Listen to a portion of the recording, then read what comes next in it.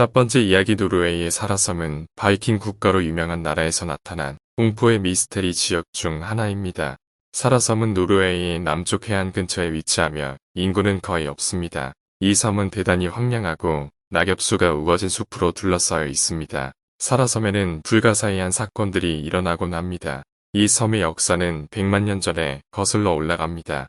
이 섬에 사는 종족들은 초현실적인 경험들을 일으키는 마력이 있다는 것이 알려져 있죠. 그들은 언제든지 지배력을 유지하는 방법에 대해 고민합니다. 이 섬의 미스터리는 다양합니다. 먼저 이 섬에는 공포의 괴물들이 서식합니다.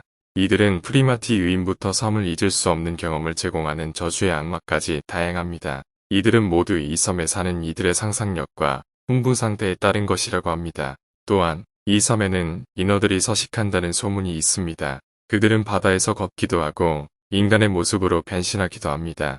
이들은 자신들의 세계를 지켜보는 바다의 여신과 교류한다는 전설이 있습니다. 이 섬에 사는 인간들은 거의 없고 사실 거기에 사는 이들은 대부분 희한한 종족이거나 마법과 비슷한 능력을 가진 인간들입니다. 이들은 자신들이 능력을 갖게 된 경위에 대해 자세히 이야기하지는 않지만 마력을 조종하고 지배하는 법을 알고 있는 것 같습니다. 사라섬은 노르웨이의 다른 지역과 같은 느낌이 아닙니다. 대부분의 인간들은 이 위치에서 머물면서 이들의 능력으로 정신력을 강화하고 그들의 지배력을 유지하는 방법을 연구합니다. 이들은 자신이 가진 이 진동의 에너지가 이 섬을 지켜주는 숲과 바다를 둘러싸는 장벽을 유지하는 데 도움이 된다고 믿습니다. 마지막으로 사라섬의 미스테리는 만물의 근원인 자연에 대한 미스테리입니다. 이 섬의 귀신들은 일반적으로 바다와 자연이 갖고 있는 힘에 기반을 둡니다. 이 섬에는 자연과 함께 살아가는 바이킹들의 신들에 대한 전설도 있습니다. 이들은 이 섬의 자연, 그리고 바이킹들, 그리고 고대인들의 무엇인가가 있다고 믿습니다. 두 번째 이야기 베네치아의 음악학교는 세기에 걸쳐서 유럽 음악계에 큰 영향을 끼친 역사적인 장소입니다. 노비치아니 리오나르도 다빈치가 제자로 있었다는 것으로 유명화, 바흐 등 명성 높은 작곡가들을 배출한 것으로 유명합니다. 이탈리아 대해선 이탈리아는 세계 정치, 문화, 미술, 음악 등의 영향력이 매우 큰 나라입니다. 대표적인 관광지인 로마, 베네치아, 피사 등은 세계유산으로 인정받았습니다. 이탈리아는 전 세계에서 유명한 오스트리아의 모차르트와 동시대인 베토벤, 바흐 등의 작곡가들에게 영감을 주었으며 오페라와 관련된 역사적인 문화적 유산을 지니고 있습니다. 미스테리 공포 라디오에 대해서는 미스테리 공포 라디오라는 것은 미스테리나 공포에 대한 이야기를 듣는 라디오 프로그램입니다. 이 프로그램은 여러 가지 이야기들을 다루며 실제로 일어난 사건에서 영감을 받아 만들어진 것들도 있습니다. 귀신, 유령, 괴물 같은 것들에 대한 이야기를 다룹니다. 대개 밤에 방송되며 청취자들로 하여금 자신의 상상력을 자극시켜 공포와 스릴을 느낄 수 있게 해줍니다. 세 번째 이야기 바벨의 탑은 이라크의 바벨 지역에 위치한 역사적 건축물입니다. 이 건축물은 일찍부터 종교적인 상징성을 지니고 있었으며 이슬람교와 기독교, 유대교에서 모두 중요한 의미를 지닙니다. 바벨의 탑은 원래 바벨로니아 왕국의 지구라트 중 하나로 알려졌으며 이는 원통형으로 층을 쌓아 올린 형태의 건축물입니다. 바벨의 탑은 남극에 위치한 수마트라 대륙도를 벗어나 세계 최초의 월드 헤리티지 사이트로 등재되었습니다. 하지만 바벨의 탑은 미스테리와 공포의 소재가 되기도 했습니다. 바벨의 탑은 이슬람 교도들 사이에서는 예수를 감싸는 영예를 나타내는 건축물로 인식되었지만 다른 교도들 사이에서는 여러 가지 부정적인 의미를 지니고 있었습니다. 이 중에서 바벨의 탑이 가장 유명한 이야기는 바벨의 탑 건축에 대한 인간적인 자만과 신성한 것을 모방하려는 인간의 불경쟁 때문에 진행하다가 사라져버렸다는 이야기입니다. 이는 유태인 성경과 기독교 신조에서도 나오는 이야기 중 하나며 이 때문에 바벨의 탑은 종종 인간의 교만과 잘못된 태도를 상징하는 건축물로 비평받는 경우가 많습니다. 또한 바벨의 탑은 최근 이슬람 교도들의 공격과 파괴를 받았습니다. 이는 이슬람 극단주의자들의 무법한 행동으로 인한 것으로 추정되며 전 세계적으로 많은 비난을 받았습니다.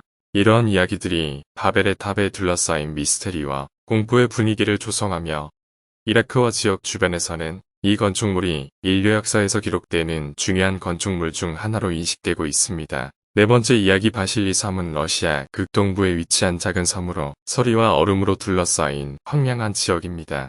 이 섬은 미국과 캐나다의 예일섬보다 조금 더 작은 면적을 가지고 있으며 인간이 살아갈 수 있는 환경이 아닌 지역입니다. 미스테리 공포 라디오는 바실리 섬에서 발생한 이상한 현상들을 다룬 라디오 프로그램입니다. 이 프로그램은 1982년부터 시작되었으며 섬 주변에서 발견된 다양한 이상 현상들을 다루고 있습니다. 이상한 소리, 불쾌한 냄새, 추적자의 발자국, 이상한 빛들, 그리고 사람들이 사라지거나 죽는 등의 현상들을 다루고 있습니다. 이 프로그램은 미국과 유럽 등의 해외에서도 방송되어서 세계적인 인기를 얻고 있습니다. 많은 인간들은 이 프로그램을 통해서 바실리 섬에서 일어나고 있는 이상한 현상에 대해서 재미있게 듣고 있지만 이 현상들을 설명할 수 있는 합리적인 이유는 아직도 발견되지 않았습니다. 바실리 섬과 관련된 미스테리 공포 라디오는 계속해서 방송되고 있으며 이번에는 섬 내부에서 이상한 현상들이 관측되고 있다고 합니다. 따라서 이 섬은 여전히 미스테리와 공포의 객체로 남아있으며 계속해서 인간들의 관심을 받고 있습니다. 5번째 이야기 압둘 아지즈 난솔 궁전은 사우디아라비아의 수도인 리야드에 위치한 궁전으로 사우디 왕가의 영구적인 거처지입니다. 이 궁전은 1952년 왕이 된 사우드 왕의 명으로 건설되었으며 지금까지도 사우디 왕가의 선조들이 이곳에서 살았습니다. 압둘 아지즈 난솔 궁전은 최초의 5층 높이의 건물이었으나 후에 규모를 증가시켜 현재는 7개의 구역으로 나뉘어져 있습니다. 이 궁전은 평균 1,500만 미터의 면적을 가지고 있으며 높이는 최대 80미터까지 이르는 건물들이 있습니다. 또한 내부에는 수영장, 사우나, 음악실, 연습장, 병원 등 다양한 시설들이 있어 왕가의 생활을 지원하고 있습니다. 하지만 이 궁전은 그 자체만으로도 미스테리와 공포를 자아냅니다. 이유는 공개적으로는 궁전의 내부와 왕가의 생활에 대해 아무런 정보도 공개되지 않기 때문입니다. 왕가의 생활과 궁전의 내부는 왕족들만의 전용 공간으로 접근이 허용되지 않으며 심지어는 일부 왕족들조차도 이곳의 모든 곳을 볼 수 없습니다. 또한 이 궁전은 수많은 왕족들의 암살과 사건들의 장소로도 잘 알려져 있습니다. 왕족 간의 갈등과 세력 싸움, 그리고 왕족 내부에서도 살인사건과 음모 이야기가 계속해서 발생하고 있습니다. 심지어는 정치적인 쟁점과 권력 다툼으로 인해 이 궁전에서 일어난 사건들 중 일부는 대중 눈높이에도 잘 알려져 있습니다. 따라서 압둘 아지즈 난솔 궁전은 그만큼 미스테리와 공포를 자아냅니다. 이곳을 방문하는 사람들은 궁전의 미스테리한 분위기와 왕족들만의 노골적인 특권적인 생활에 매료되기도 하지만 동시에 그 안에서 일어난 사건들과 암살 이야기들에 대한 호기심과 공포도 함께 느낍니다. 6번째 이야기, 호비트의 시골과 뉴질랜드의 관련성은 매우 깊습니다. 실제로 영화 반지의 제왕과 호비트 시리즈의 대부분은 뉴질랜드에서 촬영되었습니다. 뉴질랜드는 대도시보다는 자연적이고 풍부한 자연 경관으로 유명합니다.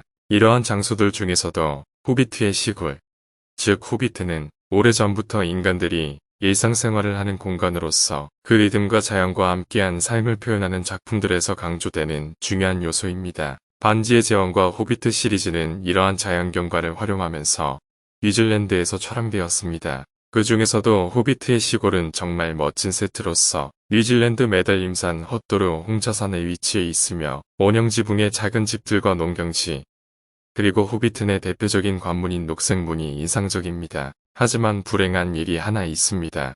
호비트 시골에서는 최근 이상한 일들이 벌어지고 있다는 소문이 돌고 있습니다. 그래서 호비트 시골은 미스테리 공포 라디오에서 다루어지고 있습니다. 미스테리 공포 라디오는 전국적으로 방송되고 있으며 전 세계에서 수많은 팬을 보유한 공포 스토리 라디오 방송입니다. 호비트 시골에서는 알 수 없는 인간들이 구석에서 늘어져 살펴보고 있는 것이 발견되었고 이들 중에는 악마와 같은 생명체들도 포함되어 있다는 보고가 있습니다. 그리고 어느 날 밤 호비트들이 사라진 후에 이상한 소리와 함께 작은 불꽃이 멀리서 볼 수 있다고 합니다. 이에 따라 호비트 시골에는 탐사대가 파견되어 이 사건을 조사하고 있으며 이 사건을 해결하기 전까지 호비트 시골에 대한 방문 금지 조치가 시행될 것으로 예상됩니다. 이러한 사건들이 일어나는 이유는 아직 알려진 바가 없지만 호비트 내 시골은 그만큼 매력적인 장소이며 이와 같은 비밀스러운 사건이 일어났다는 것만으로도 많은 사람들의 관심을 끄고 있습니다. 7번째 이야기 스톤헨지. 스톤헨지는 영국의 프리스톤의 석기 문명의 유산으로 예전에는 일종의 제단이나 신성한 장소로 사용되었을 것으로 추정됩니다. 스톤헨지는 인간의 손으로 쌓인 80여 개의 거대한 명석 기둥들로 구성되어 있으며 이 기둥들은 층층이 쌓여 있어서 원형 모양을 이루고 있습니다. 이 모양은 태양의 일몰일출을 비롯해 각종 천체 운행을 관찰하면서 예측한 천문학적인 지식에 기반하여 만들어졌다는 가설도 존재합니다. 스톤헨지는 미스테리와 공포의 대상으로도 유명합니다. 그 이유 중 하나는 그 독특한 모습 때문입니다. 거대한 기둥들이 치우쳐져 있거나 쌓여 있는 모습을 보면 어디선가 불안한 느낌을 받을 수 있습니다. 게다가 스톤헨지가 위치한 위치 자체가 다소 음행적인 이름을 가진 지역이라는 것도 고려해보면 더욱 그런 분위기가 깊어지는 것 같습니다. 또 하나의 이유는 스톤헨지 주변에서 경험하는 천이 찢어지는 소리입니다. 천이란 바람이나 기압 등의 자연적인 이유로 생길 수 있는 소리인데 스톤헨지 주변에서는 이 소리가 더욱 크게 들린다고 합니다. 이러한 이유로 스톤헨지는 미스테리와 공포의 대상으로 자꾸 언급되곤 합니다. 이러한 스톤헨지의 미스테리와 공포에 대한 이야기들은 많은 영화와 드라마에서도 비롯되었습니다. 이들 중에서 가장 유명한 것은 1984년에 제작된 영화 스톤헨지 악마의 돌입니다. 이 영화는 스톤헨지가 사악한 힘의 발산지라는 전설에 기반하여 만들어진 작품으로 공포와 스릴을 자극하는 장면에서 미스테리와 공포의 대상으로 자리 잡았습니다. 그리고 스톤헨지는 단지 영국에서만 유명한 것이 아니라 전 세계적으로도 높은 관심을 받고 있는 장소입니다. 세계유산으로 지정되어 있으며 매년 많은 관광객들이 찾아옵니다. 8번째 이야기 미지의 동굴은 멕시코 유명한 관광 명소 중 하나로 지하동굴 모토카의 일부분입니다. 이 동굴은 약 13,000년 전에 설립된 고대 마야 문명의 대표적인 유적지 중 하나로 여겨지고 있습니다. 이 동굴은 2007년에 비로소 발견되었으며 발견 당시 그것은 전 세계 인류학 및 고고학 문화 유산에 큰 충격을 준 곳입니다. 미지의 동굴은 일종의 지하 신전이라고도 불리며 그런 이유로 많은 이들로부터 미스테리 공포의 대상으로 여겨지고 있습니다. 동굴 내부에는 많은 미스테리한 도형이 그려져 있으며 이 중에는 인위한 종말론적인 신화적인 이미지들이 포함되어 있습니다. 이러한 도형들은 그들의 기원이나 의미를 알 수 없기 때문에 더욱 미스테리한 요소를 더해주고 있습니다. 동굴 내부에는 스킴타이마 럴 가디언즈와 인숙을 위한 포도나무 그림과 같은 전통적인 마야 문양도 존재합니다. 이러한 마야 문양은 그들의 종말론적인 신화에 대한 인사이트를 제공할 수 있습니다. 이 동굴은 아직 깊숙한 곳으로는 탐험되지 않은 부분이 많아 많은 탐험가들로부터 아직 많은 미스테리가 남아있다고 여겨지고 있습니다. 이러한 이유로 미지의 동굴은 전 세계 탐험가들에게 큰 끌림을 느끼게 하고 있으며 곧 우리에게 더 많은 발견과 미스테리를 던져줄 것으로 보입니다. 9번째 이야기 무브인 스톤 무빙 스톤즈는 캐나다 온타리오 주 남쪽에 위치한 작은 마을이다. 이 마을은 유명한 미스테리 공포 라디오 방송국인 CFRB의 중계국으로도 알려져 있다. CFRB는 1927년에 설립된 방송국으로 지금은 AM 방식의 주파수로 1010kHz로 방송을 하고 있다. 이 방송국은 1955년에 무브인 스톤에 중계국을 설치하면서 이 작은 마을은 방송업계에서 큰 역할을 하게 되었다. 하지만 무브인 스톤은 CFRB의 중계국이자 방송국으로만 유명하지는 않다. 이 작은 마을은 수많은 미스테리와 공포 이야기들로 가득 차 있다. 이 마을에서는 많은 인간의 실종 사건, 귀신과 유령들, UFO 관련 이야기 등 다양한 미스테리한 사건들이 발생해왔다. 이 작은 마을에서는 아직도 그 미스테리한 사건들이 해결되지 않았기 때문에 많은 이들의 호기심과 관심을 끌고 있다. 이러한 이야기들은 무브인 스톤을 방문하는 이들의 상상력과 호기심을 자극하기에 충분하다. 무브인 스톤에는 이러한 미스테리한 이야기뿐만 아니라 아름다운 자연 경관과 역사적인 유산들도 있다. 이 마을에서는 유명한 퍼시트랜드 아서 퍼시트렌치의 남성용 의류 공장이 있었으며 이곳에서 생산된 수많은 옷들은 전 세계적으로 유명했다. 무브인 스톤은 그 미스테리와 공포 이야기들로 많은 이들의 이목을 끌지만 그만큼 아름다운 자연과 역사적인 부분도 놓치지 말아야 할 것이다. 이 작은 마을에서는 미스테리와 역사, 그리고 자연 모두를 경험할 수 있다. 10번째 이야기 커마랄트르 카르스트 협곡은 터키의 지리적으로 독특한 지역 중 하나로 야생동물, 독특한 지형, 역사적인 유적 등으로 유명한 관광지입니다. 그러나 이 지역에서는 과거에 미스테리 공포 라디오라는 미스테리한 사건이 발생했습니다. 미스테리 공포 라디오는 1995년 7월 31일 밤에 시작되었으며 카르스트 협곡 주변 지역의 라디오 주파수에서 송출되었습니다. 이 라디오는 우주 에일리언과의 연락, 자연재해, 미래의 예언, 불가사의한 의학기술 등의 이야기를 전달하며 듣는 이들로부터 선입견을 없애기 위해 똑똑한 뇌를 가진 웨이스너라는 캐치프레이즈를 사용했습니다.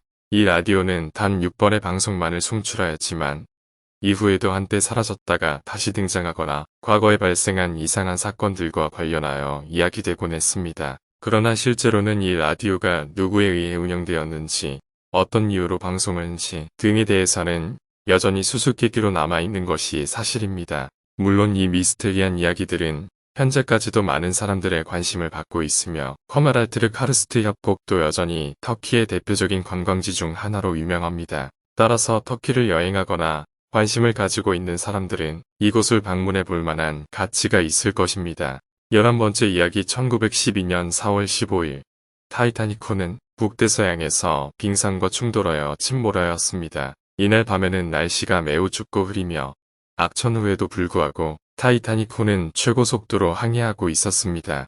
그러나 선장과 여정감독은 조심하라는 경고를 무시하고 빙산 근처를 항해하였습니다. 타이타닉호는 침몰하기 전까지 3개의 신호탄을 보냈지만 주변에 있는 다른 배들은 이를 무시하였습니다. 결국 타이타닉호는 밑바닥으로 침몰하고 많은 사람들이 물속으로 빠져들어 살아남은 사람은 매우 적었습니다. 이 사건으로 인해 약 1,500명이 넘는 사람들이 죽었으며 이는 당시의 최악의 해상 사고였습니다. 이후 타이타닉호의 난파지는 수많은 이야기와 미스테리가 뒤를 이었습니다. 1985년 타이타닉호의 난파지를 찾은 발견대조는 많은 사람들의 관심을 받았습니다. 그리고 이후로도 수많은 탐험가들이 난파지를 찾는 여행을 갔지만 이내 전설적인 해상 미스테리로 남았습니다.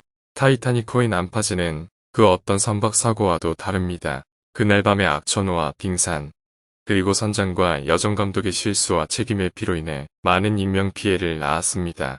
이러한 사건은 나중에 선박 안전규제 및 구조 개선을 위한 계기가 되었으며 선박사고 이후의 국제규제와 정책에도 영향을 끼치게 되었습니다. 12번째 이야기 카이로 국립박물관은 이집트의 수많은 문화유산들을 소장하고 있는 중요한 역사 및 문화 관광지입니다. 이 박물관은 세계에서 가장 큰 규모를 자랑하며 고대 이집트의 대표적인 유물들을 전시하고 있습니다. 박물관 내부에는 약 12만 개 이상의 유물이 전시되어 있습니다. 전시되어 있는 유물은 모두 이집트의 다양한 시대와 왕조들의 유산으로 그중 일부는 고대 이집트의 역사에 대한 매우 소중한 정보를 담고 있습니다.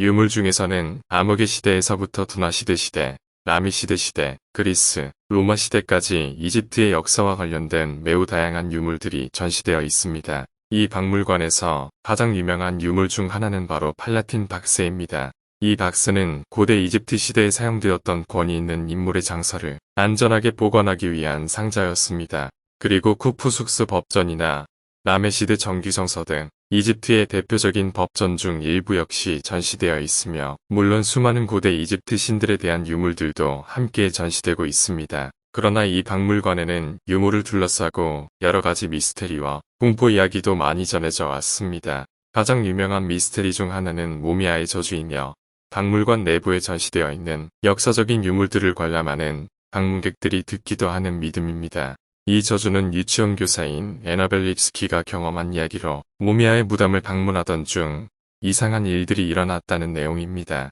또한 이 박물관 내부에 전시되어 있는 암모네푸스 혹은 호루스 눈은 고대 이집트에서 매우 중요한 위치를 차지하고 있었습니다. 이 눈은 대지의 신의 감시자였으며 고대 이집트 종교에 깊은 영향을 미쳤다고 여겨졌습니다. 그리고 이제는 이 눈을 훔치는 그저께의 공포 이야기까지 전해지고 있습니다. 이 박물관을 방문하기 위해서는 꼭 여러 가지 규칙을 따라야 하며 박물관 내부에서는 사진 촬영이나 영상 촬영을 할 경우 강력한 벌금과 함께 구금될 수 있는 위험 부담도 더해진다고 합니다. 이 박물관은 이집트 역사와 문화를 조명하는 매우 중요한 장소이며 여행객들을 매력적인 이집트의 역사와 문화에 대해 더욱 놀라게 하는 곳입니다. 13번째 이야기 말리부 해변의 권투클럽이란 미국의 라디오 드라마인 미스테리 공포 라디오에서 나온 가상의 장소 중 하나이다.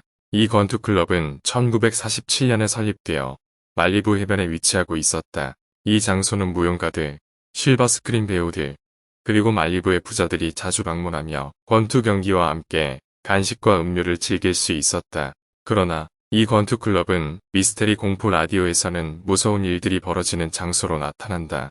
이곳에서는 불법적인 권투 경기와 함께 비밀리에 존재하는 고문, 방에서의 자폐 아동들의 비참한 사건, 과거 살인 사건의 비밀 등이 이야기된다. 이 권투 클럽은 미스테리 공포 라디오의 명소 중 하나로 꼽히며 현재는 존재하지 않는 것으로 알려져 있다. 그러나 이 가상의 장소는 라디오 드라마 팬들에게는 매우 익숙한 곳으로 남아있다. 14번째 이야기 크로아티아의 흑암 동굴은 국내외에서 대단한 인기를 끌고 있는 미스테리어스한 공간입니다. 이 동굴은 크로아티아 북부 지역에 위치하며 슬라비니아의 산바다트 강 주변에 자리하고 있습니다. 이곳은 자연경관이 대단히 화려하며 지하강과 언덕, 동굴뿐만 아니라 그 주변에 웅장한 계곡과 바위 무덤, 아름다운 분수와 등대가 함께 어우러져 크로아티아의 자연 속에서 특별한 미덕을 품고 있습니다. 높이 2.4m 이하로 아주 좁은 입구를 통과하면 5,300m 깊이에 이르러 21km 이상의 평면적인 연결되어 있는 거대한 동굴을 발견할 수 있습니다.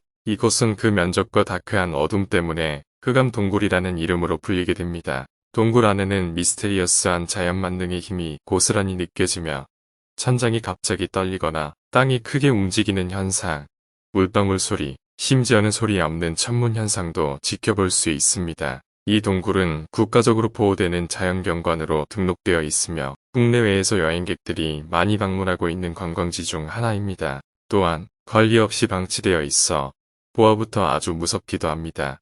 크로아티아는 아름다운 자연경치와 무서운 동시에 흥미로운 미스테리가 함께 어우러진 동굴로 미세한 떨림과 여운이 오랫동안 남는 곳입니다. 추천하는 동굴이니 한번 방문해 보시길 바랍니다.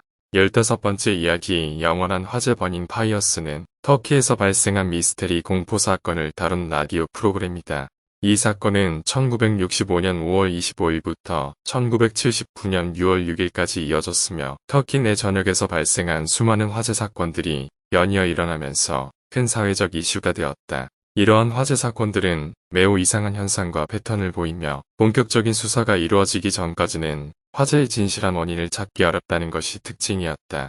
예를 들어 같은 건물에서 연이어 발생하는 화재, 건물의 완전한 불타기 전에는 안전한 것처럼 보이는 외관 등이 이상적인 예시이다. 그리고 이러한 미스테리 공포 사건은 축적되면서 마치 영화와 같은 이야기를 만들어냈다. 예를 들어 화재를 일으키는 원인이 신비한 잔디불이라는 이야기, 타인의 유전자 조작, 인공지능 및 외계 생명체 등의 이야기들이 말이다. 이와 같은 터키 내 화재 사건들은 인간의 손 아래 일어난 사건인지 아니면 불가항력한 자연현상인지에 대한 논쟁과 함께 계속해서 일어나고 있다. 무엇보다도 이러한 사건들이 원인을 알 방법이 없다는 점 때문에 정확한 대처 방안을 찾는 것이 급선무가 될 것이다. 16번째 이야기 알박시 피로시아는 페로 제도의 북쪽에 위치한 작은 마을입니다. 이 마을은 고립된 위치와 독특한 건축물로 유명하며 덴마크 대륙과는 거리가 멀기 때문에 일종의 외딴 섬으로 여겨집니다. 이 마을이 덴마크 대규모 침입과 관련한 미스테리 공포 이야기는 1948년에 발생한 것으로 알려져 있습니다. 이때 마을 주민들은 자신들이 덴마크의 군사들에게 노예로 끌려갈 것이라는 소문을 듣고 매우 불안해했으며 이는 당시 철로 지어진 연결교량으로부터 출발한 덴마크에 헬리콥터가 걸쳐가며 덴마크 대륙과의 연결을 시도하고 있던 것에서 비롯되었습니다. 하지만 이 공포 소문이 미스테리적인 것으로 여겨지는 이유는 실제로는 덴마크 군사들이 알박시 피로샤에 미리 연락을 취하여 이러한 소문이 실제로는 행운의 전조이며 자신들의 안전을 보장해 줄 것이라고 말한 것입니다. 결국 애기들은 안전한 대륙과의 연결을 형성하고 마을 주민들은 안전하게 그들과 연결될 수 있었던 것이죠. 그러나 이와 같은 미스테리 수사는 당시 마을 주민들 사이에서 신뢰를 저하시켰으며 지역 사이에서 반향을 일으켰습니다. 결국 덴마크와 페로 제도의 연결이 형성되면서 이 마을의 고립은 크게 해소되었지만 알박시 피로시아의 이야기는 여전히 사람들의 상상 속에 살아 숨쉬고 있습니다. 17번째 이야기 알겠습니다. 괴물 조각상은 바하마에서 발견된 실제로 존재하는 조각상입니다. 이 조각상은 높이 5.5m에 달하는 거대한 모습으로 몸이 머리보다 크게 튀어나와 눈은 뒤로 돌아가 있는 이상한 기형적인 인간 형상을 띠고 있습니다. 하지만 그 이상의 것은 명확하지 않습니다. 이 조각상이 어디에서 왔는지, 누가 만들었는지, 어떤 의미가 있는지에 대해 여러 가지 이론이 제기되고 있지만 아직도 미스테리한 부분도 많습니다. 실제로 이 조각상이 처음으로 발견된 것은 1991년 일어났습니다. 당시 바하마에서 다이빙을 즐겨하는 유명한 다이버들 중 한 명인 스티브 서트로스가 이 조각상을 발견했습니다.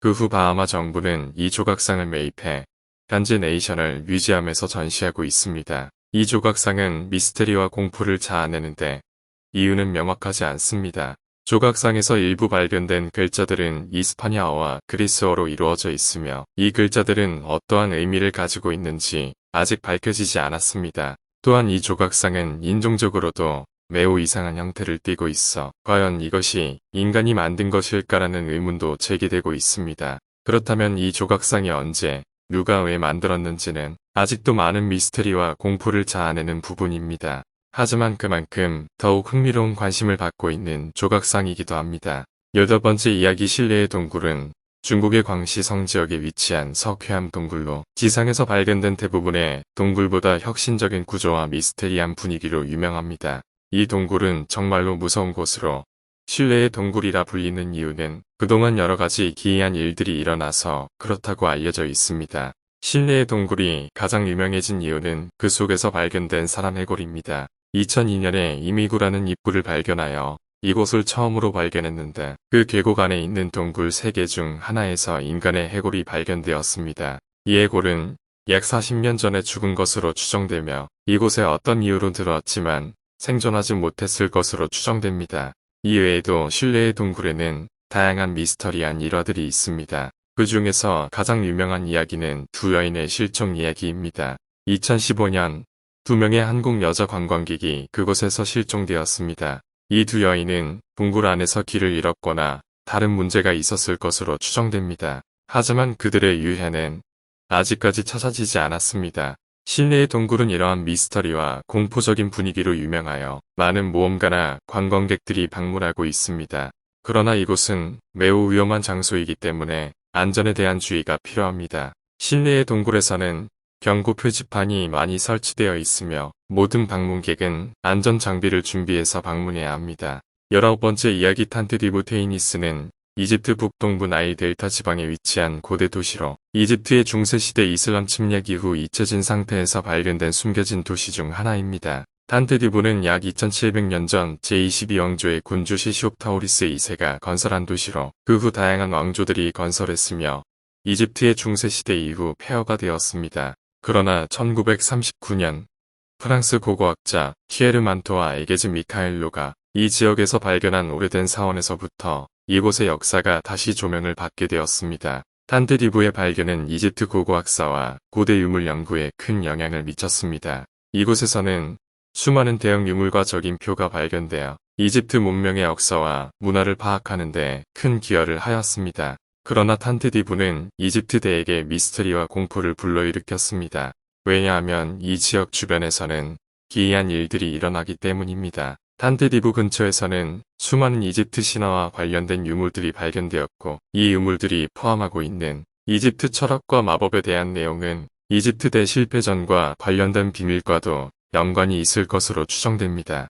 또한 이 지역에서는 매년 많은 사망사고가 발생하며 이런 사고들이 이집트대와 관련되어 있다는 소문도 있습니다.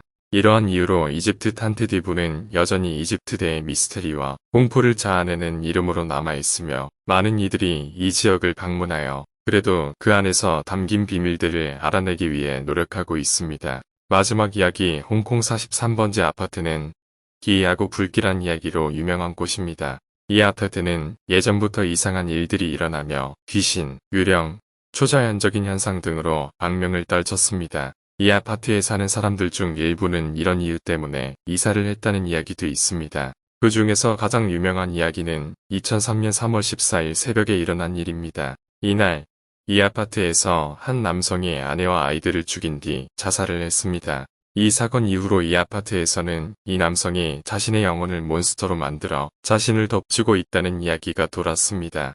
또한 이 아파트를 방문한 사람들은 귀신의 모습을 본다는 이야기도 종종 들립니다. 이 아파트의 현관문에는 금지 진입이라는 경고 문구가 적혀 있고 이곳을 촬영하는 것을 막기 위해 경비원들이 배치되어 있습니다. 이외에도 이 아파트의 지하에는 수많은 미신적인 이야기가 돌아다니고 이곳에서는 미디어 촬영이나 방문을 금지하는 곳으로 유명합니다. 따라서 홍콩 43번지 아파트는 많은 기이하고 불길한 이야기가 돌고 있는 곳으로 이 아파트를 방문하는 것은 주의가 필요합니다.